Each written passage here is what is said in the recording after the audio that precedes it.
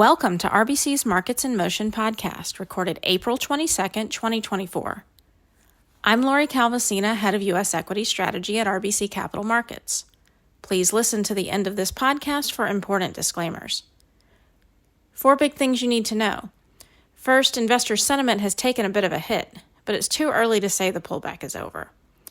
Second, while we continue to expect the pullback to bottom out in the 5 to 10% range versus recent highs, we have taken a look at S&P performance around recent wars to gauge potential downside risks if we're wrong in that assumption.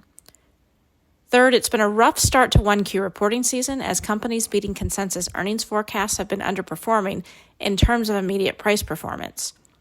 Fourth, we've been surprised to see large cap growth underperforming given the recent move up in 10-year yields, and run through the reasons, besides crowding and overvaluation, that we think this is happening.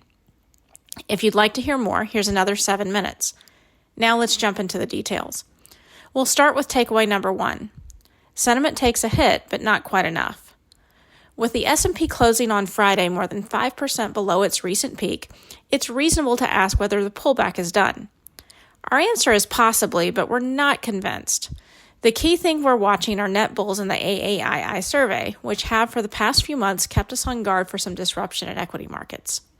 In December, net bulls returned to levels roughly 1 standard deviation above their long-term average, similar to last August when another pullback sparked by hot inflation prints, Fed fears, and rising 10-year yields took the S&P down 10%.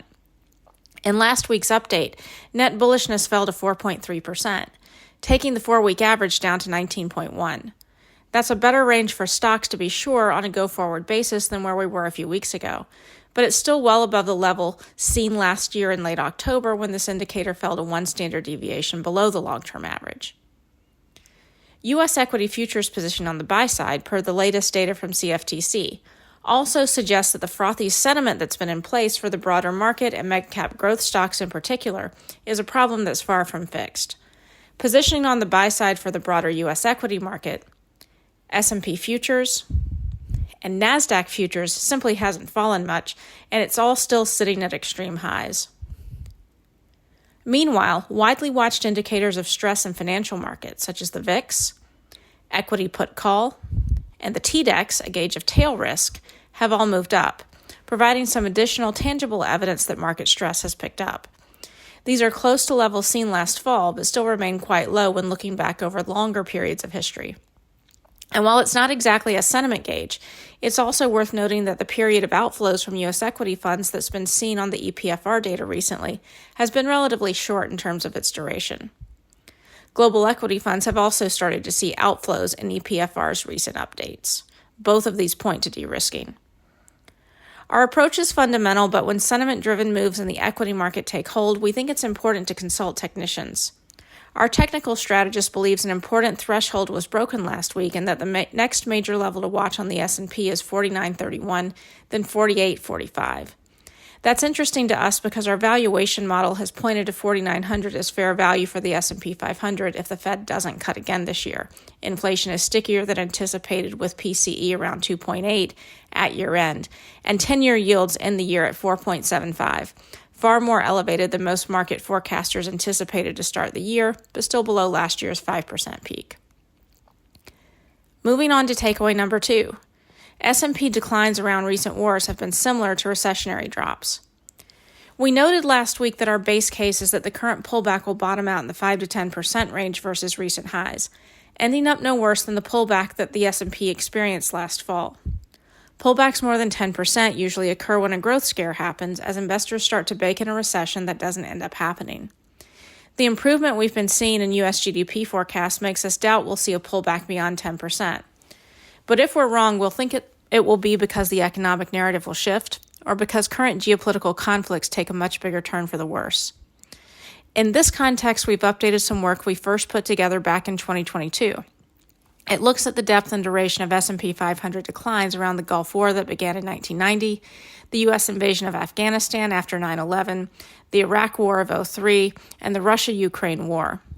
Though none of these is a perfect point of comparison to the current situation in the Middle East, we think it's telling that these market declines range from 20 to 34%, in line with the kind of drops that the S&P 500 experiences during a recession. Next up, takeaway number 3. It's been a rough start to 1Q reporting season. Earnings beats have been plentiful for both large cap and small cap, but revenue beats have been lacking. Interestingly, the companies in the Russell 1000 that have beaten consensus earnings forecasts have actually been underperforming in terms of their immediate stock price reaction post-results. That's also happened within the Russell 2000. As our regular readers are well aware, our team reads through as many earnings call transcripts as we can to get a feel for key themes. Core themes are still emerging. Some of the things that are jumping out at us so far: for the most part, descriptions of the U.S. economy and consumer continue to be favorable and emphasize strength and resiliency. Some companies are planning for a wide range of economic interest rate scenarios or highlighting the uncertainty of the interest rate path, while others are still baking in a general easing scenario, which will be a stimulus for better trends going forward. Some companies are still talking about back-end loaded forecasts, making some investors we've spoken with recently nervous. Several companies emphasized how they or their customers are managing through challenges and headwinds. The big banks mostly emphasize the restarting of the IPO and M&A markets, as well as full pipelines, alongside healthy corporate confidence levels. We can't help but wonder if those confidence levels will stay high if the geopolitical situation continues to deteriorate. Companies continue to highlight elevated geopolitical risks, though few specific thoughts were shared about the current situation in the Middle East. The uncertainty associated with the current heightened level of geopolitical risk was in focus. Color on geography was light, not surprising given the heavy presence of financials in results so far. Commentary was mixed and company-specific. And AI was in focus, with several companies highlighting their view that AI is still in its early days and will take some time to mature and evolve. One company pointedly said this is a 2026 and beyond story.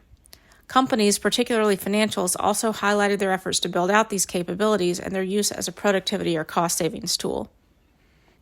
Wrapping up with takeaway number 4, the growth trade is under pressure. We confess we've been surprised to see large cap growth underperform so badly last week, given the recent move up in 10-year yields. For most of the past year, leadership in the top 10 names in the S&P versus the rest of the index, as well as the large cap growth trade generally versus large cap, has been moving pretty closely with trends in 10-year yields. We've been vocal about the overvaluation and crowding that we see in the mega cap growth trade for quite some time. Beyond those issues, which have been in place for a while, there are a few other recent developments we think are encouraging the leadership and rotation in the market.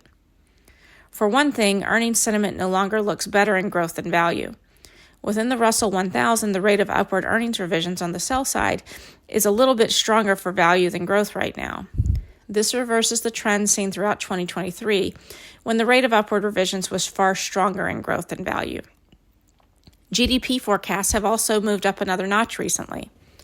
As of Friday, the consensus 2024 projection for real U.S. GDP moved up again to 2.4%, taking it close to this stat's long-term average. An economy that's running above trend has tended to be a better environment for value than growth in recent years. The deterioration in funds flow that's been underway recently has also been sharper in growth funds than value funds.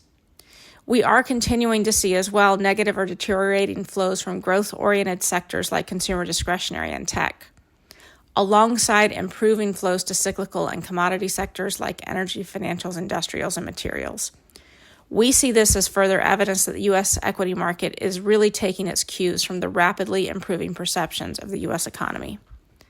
That's all for now. Thanks for listening, and be sure to reach out to your RBC representative with any questions. This content is based on information available at the time it was recorded and is for informational purposes only. It is not an offer to buy or sell or a solicitation, and no recommendations are implied. It is outside the scope of this communication to consider whether it is suitable for you and your financial objectives.